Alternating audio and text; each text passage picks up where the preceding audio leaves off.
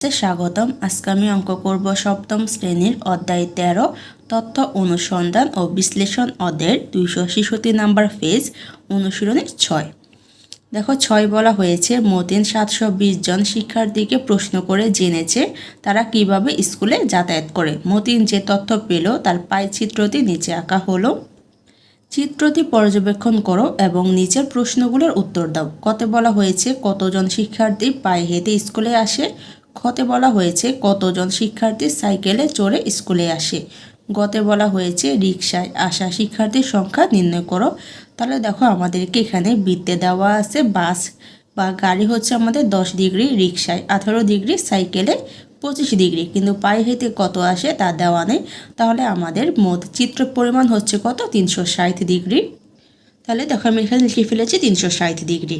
তাহলে আমি কি করব 360 থেকে যে রিকশায় বাস সাইকেল যদি আমি বিয়োগ দিয়ে দিই ডিগ্রিগুলো, তাহলে আমি পায়ে হেঁটে আসে কত ডিগ্রি তা বের হয়ে যাবে আমার।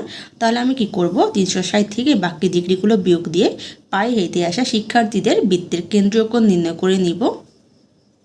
দেখো আমি 6 ক দিয়ে লিখে ফেলেছি পায়ে হেঁটে আসা স্কুলে শিক্ষার্থীদের বৃত্তের কেন্দ্রে উৎপন্ন কোণ 360 ডিগ্রি থেকে আমি কোণগুলো বিয়োগ দিয়ে দিব।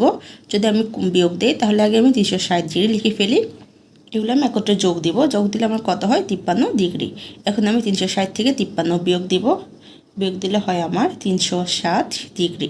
তাহলে আমার কেন্দ্রীয় কোণ উৎপন্ন করা শেষ। এখন আমি কোণ পেয়ে গেছি, এখন আমি শিক্ষার্থীদের সংখ্যা বের করব।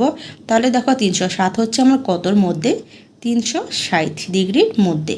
তাহলে 360 ডিগ্রি দিয়ে আমি যদি 307কে ভাগ দিই তাহলে আমি পরিমাণ পেয়ে যাব।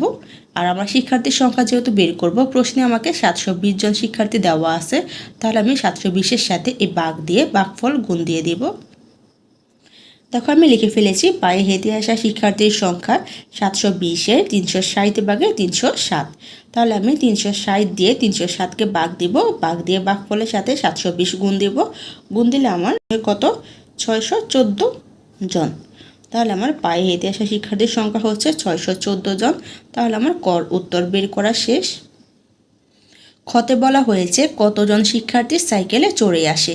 তাহলে দেখো সাইকেল কত ডিগ্রি আসে আমার 25 ডিগ্রি, আর আমার মধ্যে হচ্ছে কত 360 ডিগ্রি। তাহলে আমি 25 ডিগ্রিকে 360 দিয়ে ভাগ দিব, আর শিক্ষার্থী যেহেতু বলছে তাহলে দেখো শিক্ষার্থী কতজন 720 জন। তাহলে 720-এর সাথে আমি গুণ দিয়ে দেব। গুণ দিলে আমার সাইকেলে চড়ে আসা শিক্ষার্থীর সংখ্যা বের হয়ে যাবে। দেখো আমি লিখে ফেলেছি সাইকেলে চড়ে আসা শিক্ষার্থীর সংখ্যা 720-এর 360 ভাগের 25। তাহলে আমি 25কে 360 দিয়ে ভাগ দিব, ভাগফলের সাথে আমি 720 গুণ দেব। গুণ দিলে আমার কত হয় 50 জন। আমি লিখে ফেলেছি 50 জন। তাহলে আমার সাইকেলে চড়ে আসা শিক্ষার্থীর সংখ্যা 50 জন বের করা শেষ এবং খর উত্তর বের করা শেষ। গত দেখো বলা হয়েছে রিকশায় আসা শিক্ষার্থীর সংখ্যা নির্ণয় করো। রিকশায় আসে কত আমাদের 18 ডিগ্রি, কত ডিগ্রির মধ্যে 360-এর মধ্যে। তাহলে আমি 18কে 360 দিয়ে ভাগ দিব এবং শিক্ষার্থীর সংখ্যা বলা হয়েছে, তাহলে শিক্ষার্থী আছে কজন আমার 720 জন। তাহলে আমি 720-এর সাথে 18কে যে ভাগ দিয়েছি 360 দিয়ে তা গুণ দিয়ে দিব। গুণ দিলে আমার রিকশায় আসা শিক্ষার্থীর সংখ্যা নির্ণয় করা হয়ে যাবে।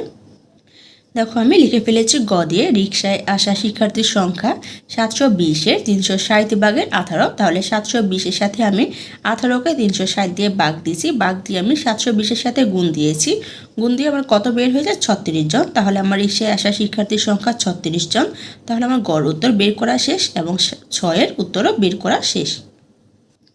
সাথে দেখো বলা হয়েছে নিচের সারণীতির তথ্যের ভিত্তিতে আয়তলেখ আঁকো।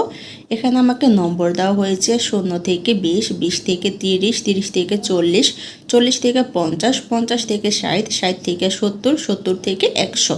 আর গণসংখ্যা দেওয়া আছে আমাকে 8, 9, 12, 16, 20, 15, 20। তাহলে আমি এই সারণী থেকে কি করব আয়তলেখ অঙ্কন করে নিব। দেখো আমি আমার প্রশ্নে যে মানগুলো দেওয়া হয়েছিল নম্বর এবং গণসংখ্যা আমি সেগুলো লিখে ফেলেছি এবং আমি দেখো এখানে সর্বনিম্ন সংখ্যা এবং সর্বোচ্চ সংখ্যা বের করে নিয়েছি। তাহলে এখন আমি আমার গণসংখ্যা আন্দাজে এবং এখানে নম্বর আন্দাজে আমি কি করব আয়তলেখ অঙ্কন করে নিব। দেখো আমি আয়তলেখা অঙ্কন করে নিয়েছি। আমার 0 থেকে 20-এর মধ্যে কত আছে 8, তাহলে আমি 8 থেকে নিয়েছি। আর এখানে আমার সর্বনিম্ন হচ্ছে 8, সেজন্য আমি 5 থেকে 20 পর্যন্ত ধরে নিয়েছি।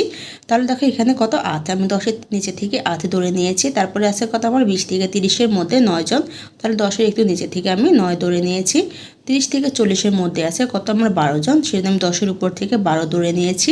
40 থেকে 50-এর মধ্যে আছে 16 জন, সে 15-এর উপরে একটু 16 নিয়ে নিয়েছি। 50 থেকে 60-এর মধ্যে আছে আমার কত 20 জন, সেই জন্য আমি 20 থেকে নিয়ে নিয়েছি। 60 থেকে 70-এর মধ্যে আছে কত আমার 15, সেই জন্য আমি 15 থেকে নিয়েছি।